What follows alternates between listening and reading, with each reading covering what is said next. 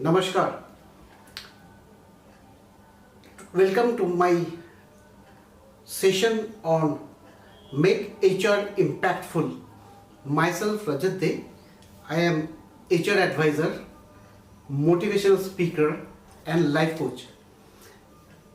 So in today's session, I will take one example, and through that example or event, I will try to explain 4 concepts that are very much common, and many times many of our colleagues, they keep asking, sir, what is training, what is mentoring, what is counseling, and what is coaching. So these 4 very close to each other HR interventions that are people want to know how, what are these and when to use which one, right? So I will just take one incident from the epic Mahabharata, where Dronacharya was assigned the role to make the princess, 5 Pandavas and 100 Kauravas competent in their personality, in making them warriors and a good king. So Dronacharya imparted the sessions in the ecosystem of the palace. Once he decided to test how the practical demonstrations are exhibited by the Pandavas and the Kauravas, he took them to the forest. In the forest, you must be knowing, he kept one bird on the branch and he was taking the test of the princess, right? So this is the incident. Then I will try to relate these 4 concepts with the organization that all of us we are working in our respective organizations, right? So first, the model that I will try to explain will give you a mapping in your brain regarding these 4 concepts. What I have done, I have written the solution to that end of the axis and problem this side. I have mentioned tell in this axis and ask, and divided into 4 quadrants, right? Let us first take training. Training is in this quadrant, where it is a telling type and it is addressed to the problem. Now, what is the problem? Here the problem is the gap in knowledge, skills and attitude, right? In any organization, we have many positions. Each positions have a job description. Job description means what sort of roles and responsibilities assigned to that position, right? Then we recruit employees and we try to fit them into that position. Now, somebody may be 60% fit, somebody may be 80% fit. So there is a gap between the current role which has been given to the individual and the role demanded by the position. So the training L&D, learning and development interventions are used to make the person fit for the current role. This is what is known as the gap analysis, competency mapping, and it increases the proficiency level of the individual to match with the requirement. So the gap is the problem, telling is the training mode. The trainer, they train on the job, they train through the classroom sessions, they train through e-learning, digital medium. So this is the classical way of training in most of the organizations that we work. So what we do, we try to make the person 100% fit for the current role. Then based on the potential and the performance of the individual, we try to take them to the next higher role. Example, you are an executor, next higher role is manager. So manager has lot of proficiency requirement, lot of knowledge, skills and attitude, behavioral things are required. So that functional training and behavioral training, gradually this person gets elevated to the managerial position, and based on vacancy he or she occupies that position. Now in the case of Dronacharya, he imparted the functional or technical skills regarding bows and arrows, regarding the club we call Gada, Yudh, and many other things. He imparted those type of training so that they become a worthy warrior and they can win the war. So the next higher level is how to strategically place the soldiers. Which soldier should be placed, what sort of weapons should be used, whether it is a elephant or horse or archery, foot soldiers, that is the next step. So this type of training he imparted. What Dronacharya missed and what organizations learned from his way of training is that he perhaps did not give the behavioral training. He did not put the value system, he did not put the code of conduct, he did not make them collaborative, teamwork. As a result, these 5 Pandavas and 100 Kauravas, when they became the king, they started fighting for the kingdom, for the property. So this basic knowledge of basic skill or basic capability to give somebody, king should give, not take. So the art of giving he missed it during his training. As a result, there was a huge war and his head was cut by one of his disciples. Brahmahatya. If you cut the head of your guru, it is a Brahmahatya. But it was done because that part he did not take care, the behavioral training. So in the organization, together with functional and technical training, behavioral training plays a very big role.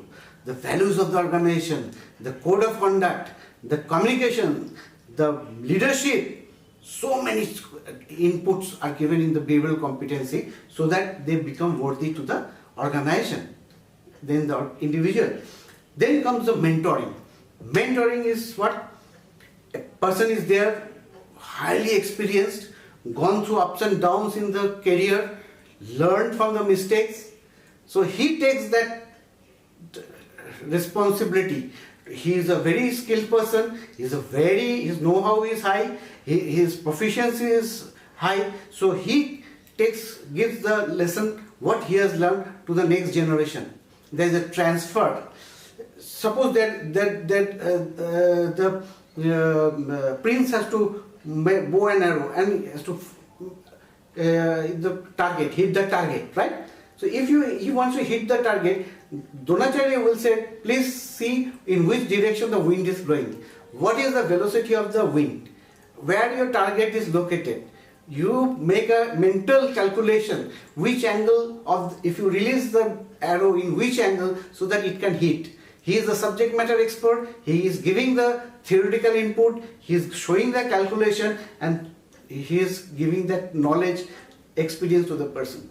If he has lost the war, so he is sharing the failures with his disciples. See, this was the situation under which I went for the war and I lost it, and these are the failures, so that the disciples don't repeat the same thing. So this is very important as a mentor. He shares his successes, he shares his failures and makes the other person more. What he has learned over a period of 30 years, he transfers it so that the other person can learn it faster. So he is also telling, but he is giving solution. He is also telling, but he is giving solution. Right? Then come to the upper quadrant. We have counseling and coaching. Here, from telling, it has become asking. Now you should know the art of asking. Very difficult, very challenging. We are as a manager, as a leader, we are habituated to give solution. Yes, come. What is the problem? Okay, this machine is not functioning. Do like that. अच्छा, तुम्हारा क्या problem है? बंदा काम नहीं कर रहा, people are not working. Okay, you do like this. Take disciplinary action, or you counsel. You like that. So he is giving the solution. But here he is asking. Asking counselor or ask problem, Acha, you failed in that. So please remember what are the steps you have taken, what are the analysis you have done. So it is like a post-mortem. It has already occurred. We are in a reactive stage. The counselor is trying to get the mind frame, what type of, under what emotional and feelings the person has worked. So he is working on that, so that it doesn't get repeated.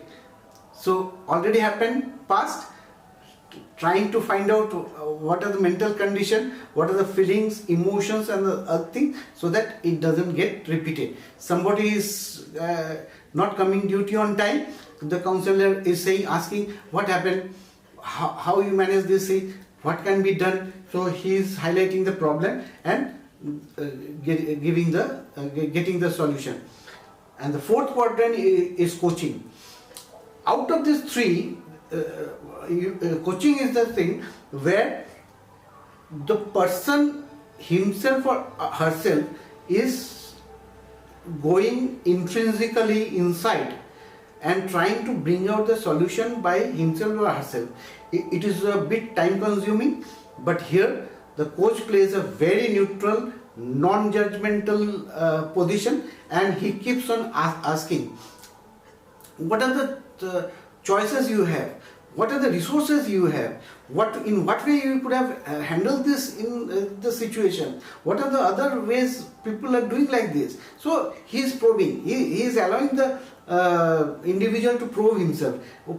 Then in the meantime it strikes to the person, अरे ये भी तो कर सकते थे, अरे वो भी तो कर सकते थे. So the solution comes, and this solution is very sustainable. He takes ownership of that solution. It is not imposing.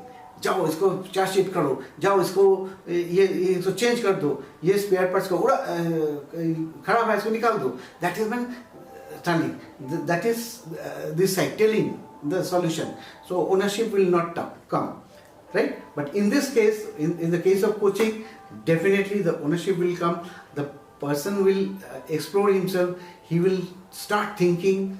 He will use the right side of the brain together with the left side of the brain. So the creativity part, the innovative part of the mind also will come into action, right? So out of these four can be used judiciously by a manager or leader or boss or anybody, depending upon the situation, the intellectual capability of the individual. It depends on other factors. Judiciously, any of these four can be used.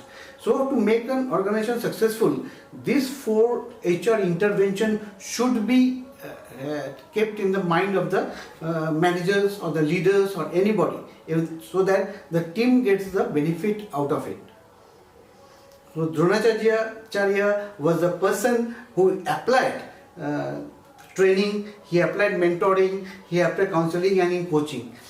He asked the prince one by one, what are you seeing? So one prince says, I see the sky. What else? I see a banyan tree. What else? I see lot of birds in that banyan tree. What else? I see the branches. What else? I see the leaves. Okay, hold it. Next, what you say? He also says like that. Then his best disciple, he came. He asked, what are you saying? So I can see the branches. What else? Yes, I can see on the branch one bird. What else? I can see the head of the bird. What else? I can see the eye of the bird. So focusing on that, and then he said, okay, this is the time when you should shoot the bird down, right? So as I told you, the angle you maintain mentally, what angle should you send, what is the wind direction, and accordingly so he mixing coaching and mentoring to make the thing happen. So this is very important for any guru to make the shishyas or disciples think, use the both sides of the brain and get the best result out of it. Similarly, in the organization, we have so many interventions that can be used. The managers and leaders should be equipped with this intervention so that they can judiciously use it and make the organization a success with collaboration, good teamwork, and the good business, good revenue, good profitability, and brand name. So that is what is the objective. So I believe I could make some impact in your mind. Go through this video time and again if you think it worthy, and you can share with your team members or colleagues whom you like, so that they can also have a feel of it. So if you like this, please put that like button, press the like button, and subscribe my channel, so that I can keep on sharing this HR concepts in a very simple, without any jargon, so that you can make impact in your day-to-day activities. Thank you for your listening, patient listening. Thank you. Have a nice day.